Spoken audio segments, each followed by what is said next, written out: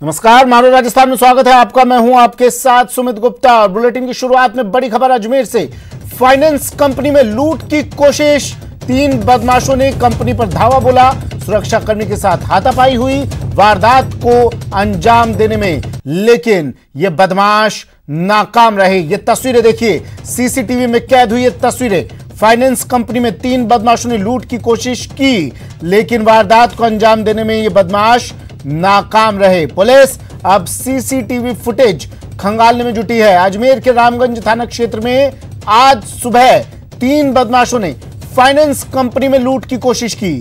Bike सवार बदमाशों ने कंपनी के सुरक्षाकर्मी के साथ मारपीट की, हाथापाई की और अंदर प्रवेश किया, लेकिन वो वारदात को अंजाम नहीं दे सके। घटना की सूचना मिलते ही मौके पर पहुंची पुलिस ने घटना स्थल का मुआयना कर जांच शुरू कर दी। फिलहाल पुलिस घटना स्थल के पास लगे सीसीटीवी फुटेज को खंगालने में जुटी है। अभिजीत मेरे सहयोगी अजमेर से हमारे साथ फोन लाइन पर जुड़ गए हैं। अभिजीत, दिन दहाड़े वारदात को अंजाम देने की कोशिश की जाती है। इस घटना से, इस वारदात से हालांकि बदमाश नाकाम रहे, लेकिन हौसले कितने बुलंद हो रहे हैं इनके और पुलिस कितनी बौनी साबित हो रही है इनके सामने, ये खुलासा हो रहा है। अभिजीत, देखिए सुमित, जाहिर तौर पर इसमें कोई दो राय नहीं कि इस वारदात का जो मजमून है वो कहा जा सकता है कि अपराधियों के हौसले लगातार बुलंद हैं, लेकिन ये समझना भी बेहद जरूरी है कि किस तरह से एक सुरक्षा कर्मी ने 3 हथियारबंद लुटेरों से मुकाबला किया, और न सिर्फ मुकाबला किया बल्कि जिस मंशा के साथ वो फाइनेंस कंपनी में घुसरे थे लूट की वारदात को अंजाम देने के लिए, उससे विफल भी किया है। तीनों के हाथ में रिवॉल्वर देखी जा सकती है साफ तौर पर। हालांकि अभी पुलिस के अधिकारी इस चीज को कंफर्म नहीं कर रहे हैं कि ये रिवॉल्वर जो है वो असली थी या महज एक खिलौना था और डराने के लिए इन्होंने अपने हाथ में इसका इस्तेमाल किया हुआ था।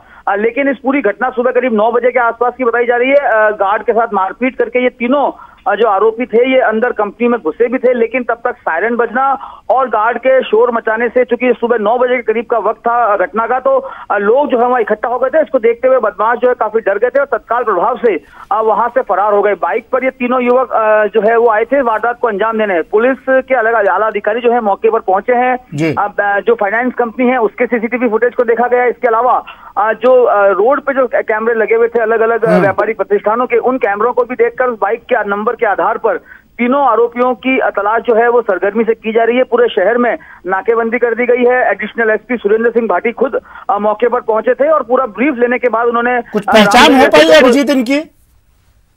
देखिए, अभी तक जो गार्ड से प्रारंभिक पूछताछ हुई है, लड़के 25 से 30 साल की उम्र के बताए जा रहे हैं और गार्ड के जो बयान निकल के सामने है उसमें यही था कि इन्होंने जैसे ही फाइनेंस कंपनी के मेन गेट पे पहुंचे थे जहां पर गार्ड तैनात था, चूंकि दफ्तर खुलने का समय उस समय नहीं हुआ था, लिहाजा गार्ड ने उसे रोकने की कोशिश की थी, लेकिन ये गार्ड को धक्का देते हुए जबरन चैनल गेट खोलते हुए अंदर घुसने की कोशिश कर रहे थे। उनके हाथ में रिवॉल्वर थी, लेकिन बावजूद इसके गार्ड जो है लगातार इनसे जूझता रहा था, इनके मुकाबला करता रहा था, लेकिन चूंकि सायरन और बाकी शोर होने की वजह से जो है ये आरोपी अपने मंसूबे में कामयाब नहीं हो पाए थे। चलिए, शुक्रिया अभिजीत तमाम जानकारी के लिए। तो बदमाशों से एक अकेला गार्ड 3 बदमाशों पर भारी पड़ गया, भिड़ गया और इन तीनों को वहां से भागने पर मजबूर कर दिया।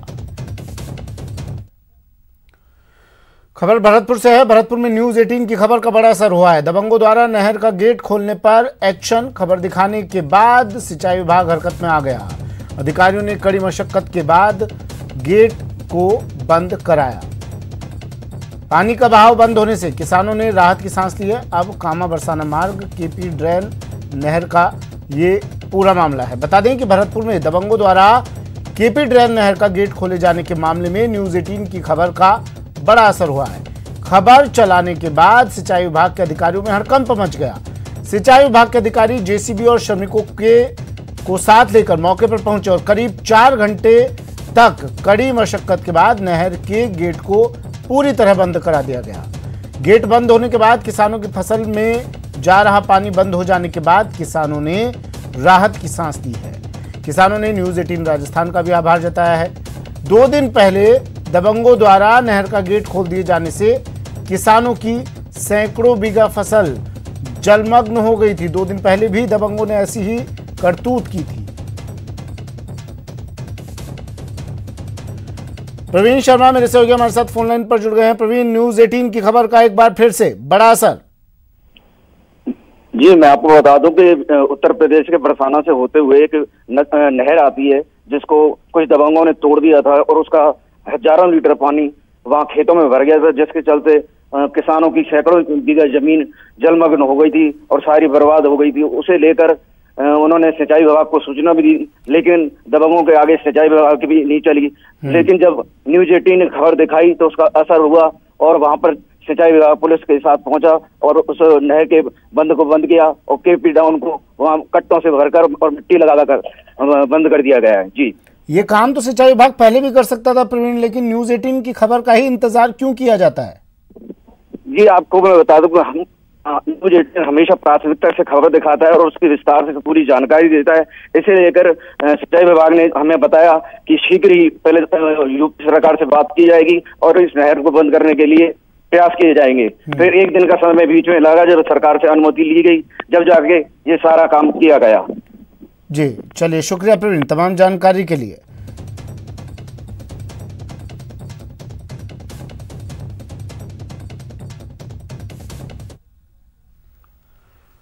बढ़ते हैं अगली खबर की ओर। कांग्रेस हाईकमान की ओर से प्रदेश कांग्रेस में हुए विवाद को लेकर कमेटी बनाई गई है, जिस पर सचिन पायलट ने कहा है कि पार्टी में समन्वय के साथ काम होगा।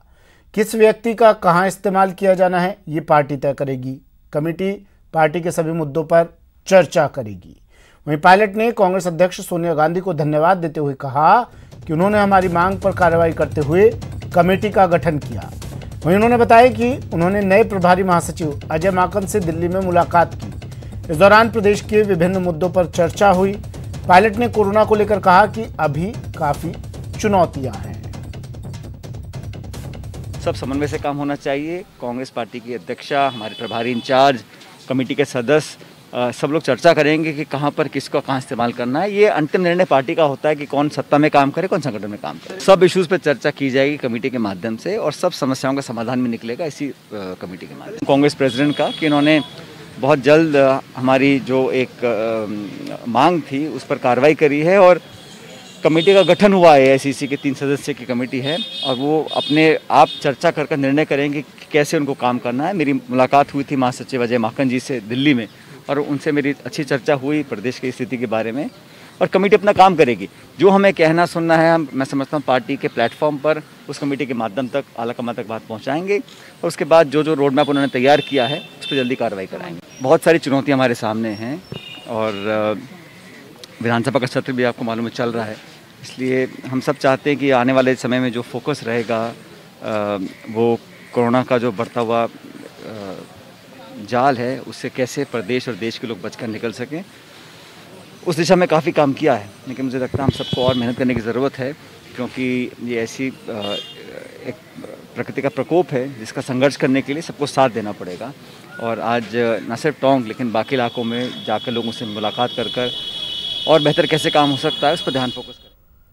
वहीं प्रदेश में आज उदयपुर में आबकारी विभाग ने बड़ी कार्रवाई को अंजाम दिया और नकली शराब की बोतलों को जब्त किया। टोंक में ACB ने घूसखोर डॉक्टर को गिरफ्तार किया। ये 2 तस्वीरें अलग अलग जगहों की, अलग अलग कार्रवाई की, अपराध पर नकेल की।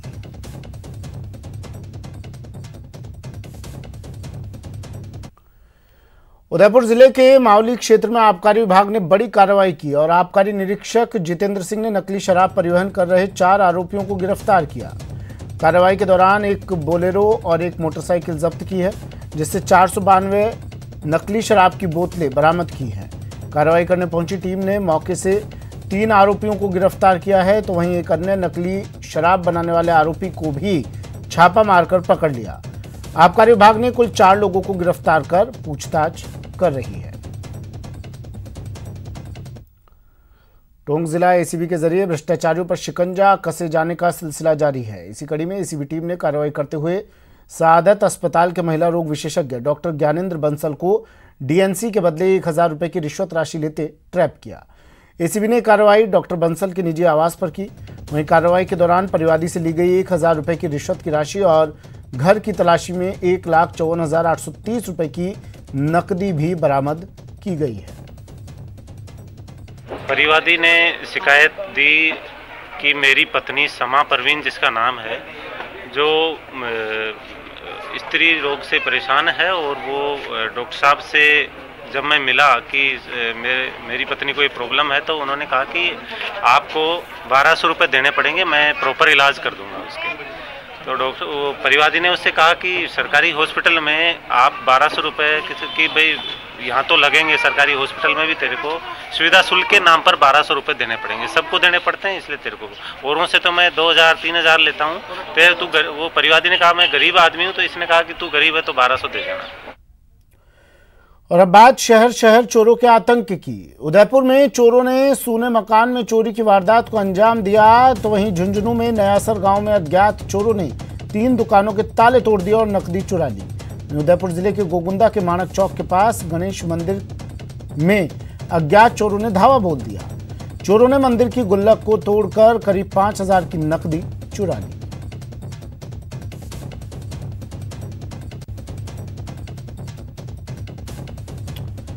झुंझुनू के नयासर गांव में अज्ञात चोरों ने 3 दुकानों के ताले तोड़ दिए। एक पीड़ित रामनिवास शर्मा ने बताया कि चोर उनकी दुकान से 40,000 रुपए, 2 मोबाइल और जरूरी कागजात चुरा ले गए।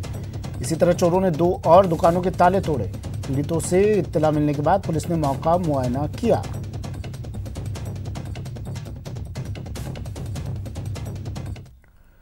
बात दौसा की, जहां पुलिस ने एक फर्जी सब इंस्पेक्टर को गिरफ्तार किया।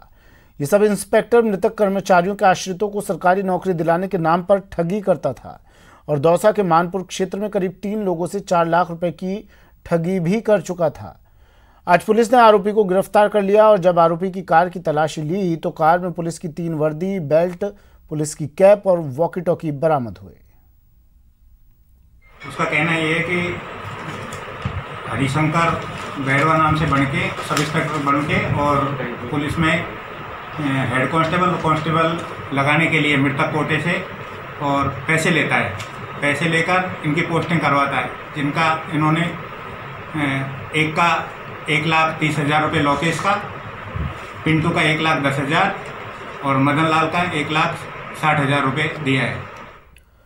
और अब बात शहर शहर हंगामे की, जहां श्रीगंगानगर में किसानों ने प्रदर्शन किया, फिर अजमेर में पानी पर संग्राम हुआ। वहीं अजमेर में लोगों ने विधायकों के खिलाफ विरोध जताया। और अब बात उस कोरोना वायरस की जिससे पूरी दुनिया त्रस्त है, लेकिन मरुधरा के कुछ शहरों में लोग कोरोना से बेफिक्र हैं। जी हां, टीवी स्क्रीन पर ये 2 तस्वीरें देखिए, जहां बीकानेर में आधार कार्ड बनवाने के लिए भीड़ जुटी है, जबकि भरतपुर में सब्जी मंडी में लोग सोशल डिस्टेंसिंग भूल गए और कोरोना को निमंत्रण दे रहे हैं। प्रदेश में झमाझम बारिश का दौर जारी है। आज भी मौसम विभाग ने 8 जिलों में भारी बारिश के आसार जताए हैं और इन 8 जिलों के लिए येलो अलर्ट जारी किया है। मौसम विभाग ने चित्तौड़गढ़, धौलपुर, राजसमंद, कोटा, झालावाड़, करौली, बीकानेर और चूरू में भारी बारिश की चेतावनी दी है। झमाझम बारिश से भरतपुर शहर की बाहरी कॉलोनियां जलमग्न हो गई। जगह जगह जल भराव की समस्या से लोगों को भारी समस्याओं का सामना भी करना पड़ा, जिसे देखते हुए नगर निगम सक्रिय हुआ और जल भराव वाली कॉलोनियों में पंप सेट लगवाकर पानी निकासी शुरू की। नगर निगम ने शहर के 12 स्थानों पर पंप सेट लगवाए हैं और यूआईटी ने भी 7 पंप सेट लगाए हैं। तो देखते हुए चूँकि हमने जितने भी शहर के नाले थे, नालियाँ थी, उनकी सफाई करा दी थी, इसलिए जल भराव की ज़्यादा स्थिति उत्पन्न नहीं हुई। आधे घंटे के अंदर पूरा वाटर सेटल डाउन हो गया। फिर भी हमने शहर में जो बाहर की कॉलोनीज़ हैं, आउटर कॉलोनीज़ और जो लोअर उस पर बसी हुई हैं, उनके लिए हमने वहाँ 12 पंप लगा दिए और 1 पंप अभी वार्ड नंबर 18 में और लगवाया है। उसकी इंस्टॉलेशन की कार्रवाई हो रही है। चलिए, वक्त यहाँ पर एक ब्रेक का है, लेकिन ब्रेक से पहले देखिए देश के लिए 2 minute. With all the health and safety concerns that COVID-19 has brought to the fore, it has also been a year of realization that even in adversity, there is hope. Even as millions battle the virus, even as the economy battles recovery, even as social distancing keeps us apart, all is not lost. Hope is certainly not lost. So how can we help out? How can we contribute towards the health of the underprivileged? How can we address the concerns of hygiene? How can we make efforts to ensure that our farmers reap the dividends in our path to recovery? These are some of the questions we want to address together with every citizen of India on Maggi Desh ke liye 2 minute ek choti si koshish. It's an initiative by Nestle in association with Network 18. नमस्ते दादी, कैसी हो? हाँ ठीक ही हूँ। आज तो एकदम फ्रेश सब्जी मिली है। और घर में सब ठीक? आप जैसे लोग हैं ना मदद करने के लिए। कुछ और चाहिए तो बताना। चलिए। सुनो, पैसे कितने हुए? अरे दादी, हम तो आपके बच्चे हैं। अच्छा, चलता हूँ दादी। जब किसी और की जिंदगी को छू जाएंगी, तेरी अच्छाइयाँ दूर तक जाएंगी। अरे हम भी तो आपके बच्चे हैं ना। तेरी अच्छाइयाँ दूर तक। जब आप 2 मिनट ठहर कर किसी के लिए कुछ करते हैं तो देश की उम्मीदों में नए रंग भरते हैं। आइए आप भी अपनी तरह से दीजिए 2 मिनट देश के लिए। I think we have taken the view of what a banyan tree does to the ground below, that we try and protect as much of the ecosystem as we can. It is as the theme for Desh ke liye 2 minute from Maggi is, it is a choti si koshish, but I think this choti si koshish is important zakah at this time by every single corporate entity, however big or small. It is this choti koshish that adds up to a big difference.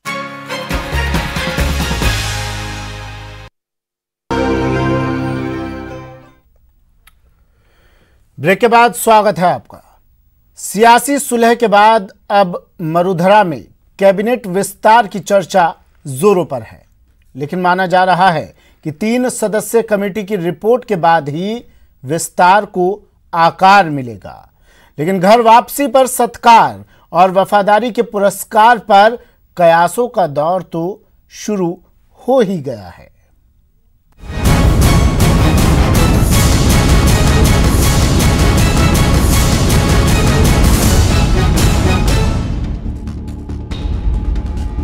मिलेंगे, बैठेंगे, होगा इकरार, तब जाकर तैयार होगा आकार। घर वापसी पर किसका सत्कार, किसको वफादारी का पुरस्कार, होगा मंत्रिमंडल का विस्तार, लेकिन करना पड़ेगा थोड़ा तो इंतजार। फिजा बदल चुकी है, बगावत के दौर का द एंड हो चुका है, खतरा टल चुका है, लेकिन मुश्किलें अभी बरकरार हैं। मुश्किल ये कि घर वापसी पर सत्कार करें या वफादारों को पुरस्कार दें।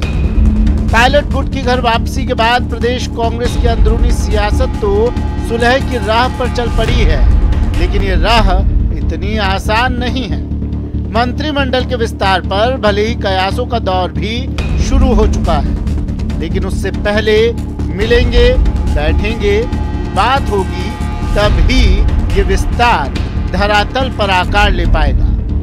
दरअसल कांग्रेस आलाकमान मंत्रिमंडल विस्तार से पहले ही सारी कवायद कर लेने के मूड में है, ताकि जो पिछले दिनों हुआ वही कहानी आगे न दोहराई जाए। ऐसे में माना जा रहा है कि पायलट गुट की मांगों पर विचार करने के लिए बनी 3 सदस्यीय कमेटी पहले सबका मन टटोलेगी, उस पर रिपोर्ट तैयार करेगी और उसके बाद ही कैबिनेट विस्तार साकार हो पाएगा। यानी मामला आसान तो बिल्कुल नहीं है। ये सिस्टम है कि ऑल इंडिया कांग्रेस कमेटी समय समय पर प्रभारी बदलती रहती है। उसी कड़ी में अब अजय माकन जी को लगाया गया, उनका भी व्यवहार बहुत अच्छा है, पांडे जी का भी कार्यकाल बहुत अच्छा रहा। तो ये अब क्या होगा आगे आप देखते जाइए, क्योंकि कमेटी बनी है। अब वो लोगों की बात करना, एमएलए से बात करना, क्योंकि सब एमएलए से बात करना, सबकी सुनना, उसके बाद फैसला करना तो ऑल इंडिया कांग्रेस कमेटी के हाथ में है। इनका काम है सुनना, सुनकर वहां रिपोर्ट करना। अब जो भी होगा वो स्टेट के हित में होगा, पार्टी के हित में होगा, ये मैं इतना कहता हूं, जनहित में होगा। अब मंत्रिमंडल विस्तार में कौन कौन सी अड़चने हैं उस पर भी एक नजर डाल लेते हैं। फिलहाल गहलोत कैबिनेट में 8 मंत्रियों के पद खाली, सचिन पायलट को मंत्री पद से हटा दिया गया है। पायलट गुट के रमेश मीणा भी पद से हाथ धो चुके हैं। पायलट गुट के विश्वेंद्र सिंह भी कैबिनेट से बाहर हो चुके हैं। यानी कैबिनेट में 3 जगह तो पायलट गुट की वजह से खाली है।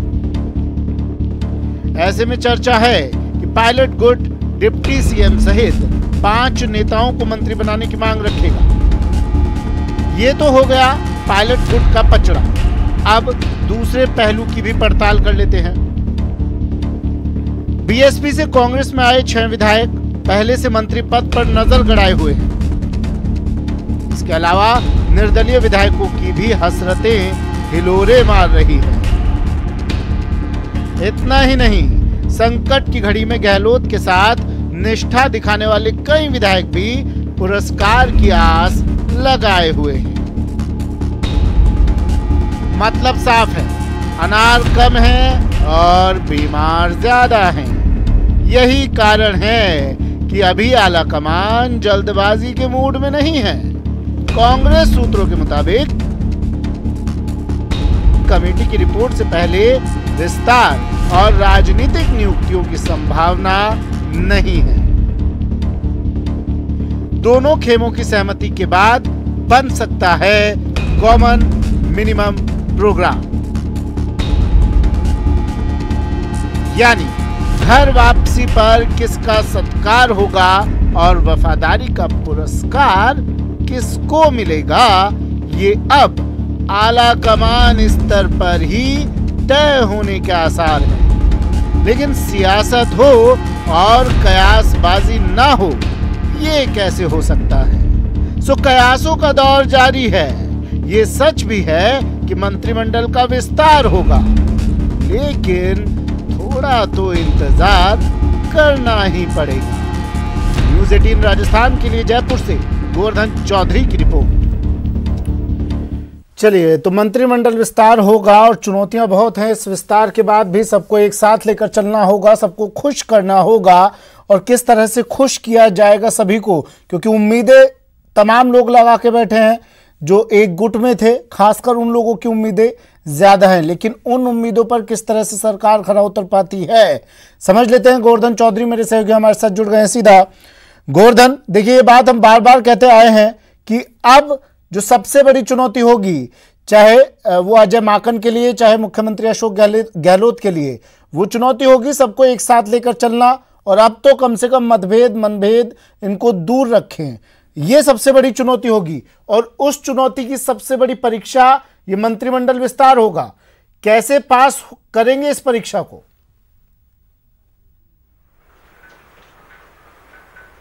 देखिए, बिल्कुल ये चुनौती अब इसके बाद में सियासी संकट सुलझने के बाद अब मंत्रिमंडल विस्तार और राजनीतिक नियुक्तियों के साथ साथ संगठनात्मक नियुक्तियां भी होनी हैं। ये तीनों तरह की नियुक्तियां भेदभाव रहित और सबको साथ लेकर कैसे चला जाए, इसी चुनौती में अब कांग्रेस के स्थानीय नेताओं से लेकर कांग्रेस हाईकमान के सामने ये चुनौतियां खड़ी हुई है। हालांकि इससे पहले जो असंतुष्टों को मांगों को एड्रेस करने के लिए एक 3 सदस्यों की कमेटी बनी हुई है, जिसमें अविनाश अजय माकन, केसी वेणुगोपाल और अहमद पटेल हैं। इन 3 नेताओं की कमेटी विधायकों, जो असंतुष्ट विधायक और सचिन पायलट कैंप के जो विधायक हैं, उन सबकी डिमांड्स को सुनेगी, उनके विचार सुनेगी और उसके बाद में हाईकमान को रिपोर्ट देगी। तो जो कांग्रेस के सूत्र ये बता रहे हैं कि इस कमेटी की रिपोर्ट आने के बाद ही मंत्रिमंडल विस्तार, फेरबदल, राजनीतिक नियुक्तियां और संगठनात्मक नियुक्तियां होंगी। लेकिन इससे पहले सबकी निगाहें इस बात पर टिकी हुई है कि उस कमेटी का काम किस तरह रहता है, कमेटी किस तरह काम करती है। क्या कमेटी एक एक विधायक को बुला करके उसकी राय जानती है या कोई दूसरा तरीका अपनाती है। लेकिन इतना तय कि विधायकों की राय को जरूर कमेटी सुनेगी और असंतुष्ट विधायकों को खास तौर से बुला करके उनकी डिमांड्स क्या है ये सुनेगी। साथ ही उनको अब ये भी डायरेक्शन दिए गए हैं कि पार्टी के बाहर कोई भी बात रखी न जाए, सार्वजनिक रूप से या मीडिया में इस तरह का कोई भी बयान देने पर रोक लगा दी है। कैसे वेणुगोपाल को आपने सुना होगा, जिस दिन विधायक दल की बैठक हुई थी उस दिन वेणुगोपाल ने सभी विधायकों को एक सुर में कहा था कि कोई भी अब इस पूरे मसले पर सार्वजनिक रूप से न बयान दे, न किसी का तरह का कोई कटाक्ष करे। जो बात कहनी है वो कमेटी के सामने किसी को अगर कहनी है तो वो कह दे या पार्टी फोरम पर कह दे। तो इतना तय कि जब तक कमेटी रिपोर्ट नहीं देती है तब तक बयानबाजी पर एक तरह से रोक लगी हुई है। बयानबाजी पर रोक लगने का दूसरा बड़ा कारण यह भी है कि सबको, ज्यादातर जो सत्ता खेमे के विधायक हैं उनको यह लगता है कि उनका नंबर आएगा। बसपा छोड़कर कांग्रेस में शामिल होने वाले ज्यादातर जो विधायक हैं वो मंत्री पद की दौड़ में हैं, वो उम्मीद लगाए बैठे हैं कि उनको इस वफादारी का इनाम दिया जाएगा। निर्दलीय जो 10 विधायक हैं जो लगातार इस पूरी बगावत के दौरान भी सरकार के साथ खड़े हुए थे, सीएम के साथ खड़े हुए, गोवर्धन चाहते हैं कि उनको कुछ न कुछ मिले। देखिए, डिप्टी सीएम पद को लेकर के सचिन पायलट कैंप है, उसकी ये दावेदारी है कि जो सचिन पायलट ने पोस्ट खाली की है उस पर उसी कैंप के विधायक को मौका दिया जाना चाहिए। उसमें से कई नाम है पायलट कैंप में ऐसा संभव लगता है आपको होगा? विधायक हैं वो मंत्री बनने की इच्छा रखते हैं या कतार में हैं। देखिए, संभावनाएं कई हैं, लेकिन पायलट कैंप के 3 मंत्री पद तो पहले खाली हुए। खुद पायलट, विश्वेंद्र सिंह और रमेश मीणा, ये 3 सीट खाली हुई है। इनके अलावा भी वो 1 से 2 से 3 पदों के लिए और डिमांड रख रहे हैं। अब ये जरूरी नहीं कि मंत्री बनाया जाए, हो सकता है 3 के बाद में किसी को संसदीय सचिव बना दिया जाए, राजनीतिक नियुक्तियां दे दी जाए और संगठन में भी नियुक्तियां होनी है। लेकिन इस बीच ये भी याद रखना होगा कि जो 102 विधायक इस पूरे असंतोष के दौरान सीएम और सरकार के साथ खड़े हुए थे, वो भी चाह रहे हैं उनमें से भी के लिए। तो अब परीक्षा मंत्रिमंडल विस्तार पास करनी होगी। इस परीक्षा को एकजुट सबको रखने के लिए। बढ़ते हैं अगली खबर की ओर। जयपुर हाईकोर्ट से जुड़ी बड़ी खबर। अगले 2 दिन और कार्य स्थगित रहेगा हाईकोर्ट में। 20 और 21 अगस्त को कार्य स्थगित रहेगा। 24 अगस्त से केवल वीडियो कॉन्फ्रेंसिंग के जरिए ही सुनवाई होगी। कोरोना संक्रमण के चलते ये निर्णय लिया गया है। पहले आज तक के लिए वर्क सस्पेंड किया गया था, लेकिन अब 2 दिन के लिए और इसे बढ़ा दिया गया है।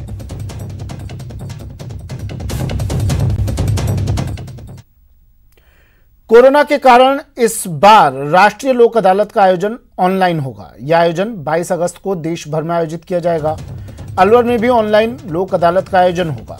अलवर विधिक सेवा प्राधिकरण की सचिव और मजिस्ट्रेट रेणुका हुड्डा ने बताया कि लोक अदालत में लोग कम से कम आए, इसके लिए ऑनलाइन की सुविधा भी प्रदान की गई है। 22 अगस्त को गणेशोत्सव है। बाजारों में भगवान गणेश जी की मूर्तियां भी बनकर तैयार हैं, लेकिन इस बार गणपति भगवान को भक्तों का इंतजार है, क्योंकि इस बार कोरोना की वजह से गणेशोत्सव का माहौल ठंडा है और कम लोग ही मूर्तियां खरीद रहे हैं।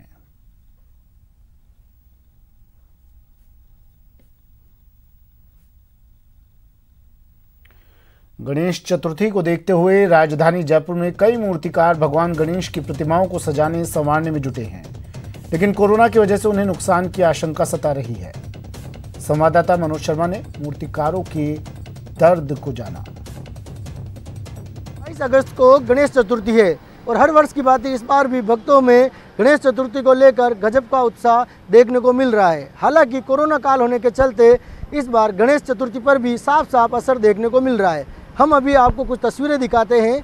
ये जयपुर के जेलन मार्ग की है। यहाँ पर हर वर्ष जो तस्वीर देखने को मिलती है वो इस बार तस्वीरें नहीं देखने को मिल रही है। दरअसल यहाँ पर बड़ी संख्या में मजदूर जो है वो, कारीगर जो है वो यहाँ पहुँचते हैं और गणेश जी की हजारों प्रतिमाएं तैयार करते हैं, लेकिन इस बार कोरोना काल है और उसका साफ साफ असर देखने को। भरतपुर में मूर्तिकार भगवान गणपति की प्रतिमाओं को अंतिम आकार देने में जुटे हुए हैं। हालांकि इस बार कोरोना संक्रमण को लेकर गणेश जी की बड़ी शोभा यात्राएं शहर में नहीं निकाली जाएंगी, लेकिन घर घर में गणेश जी की स्थापना होगी, जिसके लिए मूर्तिकार भगवान गणेश की छोटी छोटी प्रतिमाएं बनाने में जुटे हैं। उन्हें उम्मीद है कि छोटी प्रतिमाओं की इस बार ज़्यादा बिक्री होगी और उन्हें अपनी कला की अच्छी कीमत मिलेगी। माउंट आबू के रिहायशी इलाके में एक भालू घुसने के बाद हड़कंप मच गया। ये भालू नक्की झील के पास बने मकान के गार्डन में घुस गया। स्थानीय लोगों ने वन विभाग को इस घटना की जानकारी दी, जिसके बाद वन विभाग की टीम मौके पर पहुंची। टीम ने भालू को पकड़ने की कोशिश की तो वो मेन रोड पर आ गया। बाद में उसे जंगल की तरफ खदेड़ा गया। भालू के अचानक रिहायशी इलाके में घुसने के बाद लोगों में दहशत है। बुलेटिन में फिलहाल इतना ही, दीजिए इजाजत, नमस्कार।